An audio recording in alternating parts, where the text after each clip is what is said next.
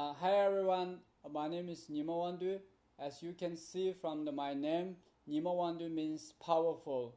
I am blind myself, but I am a pep speaker. I go around the mainland and do talks everywhere, such as for the students, family, and etc. etc.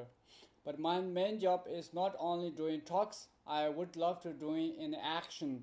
Therefore, in this year, I went to marathon for 3 times in Lhasa, and also I went to climbing mountains for 2 times. Today, what I want to say is that sometimes I think blindness is also a strength.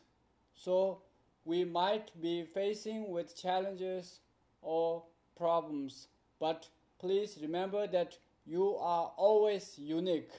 As I used, blindness is my strength, and I really believe that everybody is unique. Thank you.